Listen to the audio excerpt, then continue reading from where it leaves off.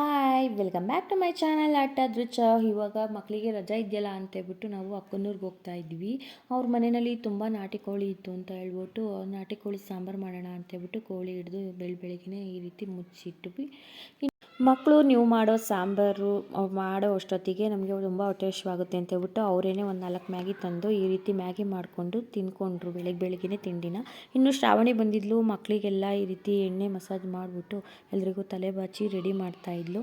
ಇನ್ನೂ ರಜಾ ಬಂದಾಗಲಿಂದ ನಮ್ಮ ಮಕ್ಕಳು ಮಾಡಿರೋ ಕೆಲಸ ಅಂದರೆ ಇದು ಒಂದೇ, ಟಿ ವಿ ನೋಡಿಕೊಂಡು ಮಲಿಕೊಂಡು, ತಿಂಡಿನೂ ಬೇಡ ಏನೂ ಬೇಡ.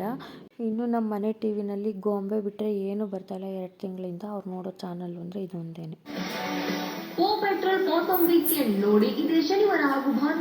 ಇನ್ನು ಮನೆಯಲ್ಲಿ ಅಮಟೆಕಾಯಿ ತುಂಬ ಇತ್ತು ಅಂತ ಹೇಳ್ಬಿಟ್ಟು ಉಪ್ಪಿನಕಾಯಿ ಮಾಡೋಣ ಅಂತ ಹೇಳ್ಬಿಟ್ಟು ಈ ರೀತಿ ಕಟ್ ಮಾಡಿಬಿಟ್ಟು ಅದಕ್ಕೆ ಉಪ್ಪು ಮತ್ತು ಖಾರನ ಹಾಕ್ಬಿಟ್ಟು ಅದು ಕಳ್ತ್ಕೋಬೇಕು ಅಂತ ಹೇಳ್ಬಿಟ್ಟು ಈ ರೀತಿ ಮಿಕ್ಸ್ ಮಾಡಿಬಿಟ್ಟಿದ್ವಿ. ಇನ್ನು ಮಾವಿನಕಾಯಿ ಉಪ್ಪಿನಕಾಯಿ ಚೆನ್ನಾಗಿರುತ್ತೆ ಅಂತ ಹೇಳ್ಬಿಟ್ಟು ತೋಟದಲ್ಲಿ ಹೋಗಿ ಕಿತ್ಕೊಂಬರೋಣ ಅಂತ ಹೇಳ್ಬಿಟ್ಟು ಎಲ್ಲರೂ ಪ್ಲ್ಯಾನ್ ಮಾಡ್ಕೊಂಡು ಹೊರಟ್ವಿ.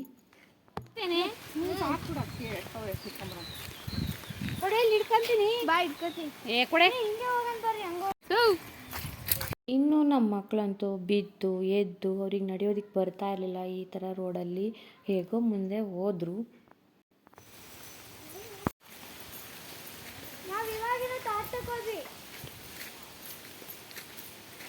ಇನ್ನು ದೃಷಿಕಾ ಅವ್ರ ದೊಡ್ಡಮ್ಮನಿಂದ ಕುಣ್ಕೊಂಡು ಹೋಗ್ತಾ ಇದ್ದವಳು ಸಡನ್ಲಿ ನಿಂತ್ಕೊಂಡ್ಳು. ಯಾಕೆ ಈ ರೀತಿ ನಿಂತ್ಕೊಂಡ್ಲಲ್ಲ ಅಂತ ಹೋಗಿ ನೋಡಿದ್ರೆ ನಮ್ಮ ದೊಡ್ಡಮ್ಮವ್ರ ಮಗಳು ತೋಟದಿಂದ ನಮ್ಮ ಅಕ್ಕವ್ರ ತೋಟಕ್ಕೆ ಮಧ್ಯೆ ಹೋಗುವಾಗ ಈ ರೀತಿ ಮುಳ್ತಂತಿ ಹಾಕಿದ್ದಾರೆ. ಅವರು ಹೋಗಿ ಬರೋದಕ್ಕೆ ಅಂತೇಳ್ಬಿಟ್ಟು ಈ ರೀತಿ ಜಾಗ ಮಾಡ್ಕೊಂಡಿದ್ದಾರೆ. ನಾವಲ್ಲಿ ಮುಳ್ತಂತಿನ ದಾಟ್ಬಿಟ್ಟು ಹೋಗಬೇಕಾಗಿತ್ತು. ಅವಳಿಗೆ ಈ ರೀತಿ ದಾಟ್ಬಿಟ್ಟು ಬಾ ಅಂತಂದರೆ ಅವಳು ತುಂಬ ಭಯ ಪಡ್ತಾಯಿದ್ಲು. ಅವಳು ಆ ರೀತಿ ಬರೋದಕ್ಕೆ ತುಂಬ ಹೆದರ್ತಾ ಇದ್ಲು. ಫೈನಲಿ ನಾನೇ ಹೋಗ್ಬಿಟ್ಟು ಅವಳನ್ನ ಕೈ ಇಟ್ಕೊಂಡು ದಾಟಿಸ್ಕೊಂಡು ತೋಟದ ಹತ್ರ ಕರ್ಕೊಂಬಂದಿದ್ದಾತು. ನಾವು ತೋಟಕ್ಕೆ ಎಂಟ್ರಿ ಕೊಟ್ಟ ತಕ್ಷಣ ನಮ್ಮನ್ನ ವೆಲ್ಕಮ್ ಮಾಡೋದಕ್ಕೆ ನಮ್ಗೆ ಈ ರೀತಿ ದೊಡ್ಡದು ಪಚ್ಚಬಾಳೆಗೊನೆ ಕಾಯ್ತಾ ಇತ್ತು.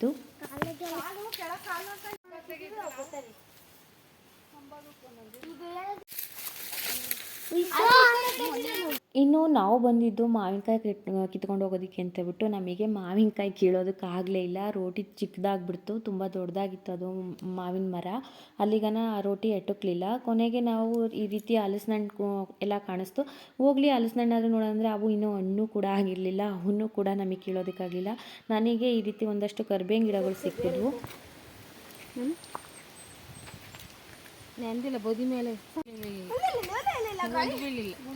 ಇನ್ನು ಹೇರ್ ಗ್ರೋತ್ಗೆಲ್ಲ ನೆಲ್ಲಿಕಾಯಿ ಕೂಡ ತುಂಬ ಒಳ್ಳೆಯದು ಅಂತ ಹೇಳ್ಬಿಟ್ಟು ಅದನ್ನು ಕೂಡ ಒಂದು ಸ್ವಲ್ಪ ಹಾಯ್ಕೊಂಡು ತೊಗೊಂಡು ಹೊರಟ್ವಿ. ನೆಲ್ಲಿಕಾಯಿ ಅಲ್ಲದೆ ಇನ್ನೂ ತುಂಬ ಯೂಸ್ಫುಲ್ಲು ಗಿಡಗಳು ಕೂಡ ಅಲ್ಲಿ ತುಂಬ ಇದ್ದು. ಹಾಗೆ ನೆಕ್ಸ್ಟು ನಮ್ಮ ಕಣ್ಣಿಗೆ ಬಿದ್ದಿದ್ದು ಈ ಬೆಲ್ವತ್ತ.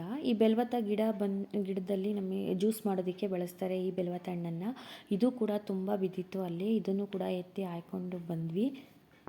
ಈ ರೀತಿ ತೆಂಗು ಮತ್ತು ಅಡಿಕೆ ಬರೀ ಇವೆರಡು ಮಾತ್ರ ಬೆಳೆದೇನೆ. ಅವುಗಳ ಮಧ್ಯೆ ಈ ರೀತಿ ಹೆಲ್ಪ್ಫುಲ್ ಆಗಿರ್ತಕ್ಕಂಥ ಗಿಡಗಳು ಕೂಡ ಇದ್ದರೆ ನಮ್ಮ ಡೈಲಿ ಯೂಸ್ಗೆ ಏನಕ್ಕಾದ್ರೂ ಯೂಸ್ ಆಗ್ತವೆ. ಸೊ ನೀವು ಈ ರೀತಿ ಬೆಳೆಸಿ ಕಮೆಂಟ್ ಮಾಡಿ ಫ್ರೆಂಡ್ಸ್. ಹೇಗಿತ್ತು ಇವತ್ತಿನ video? Thank you for watching. Take care. Bye.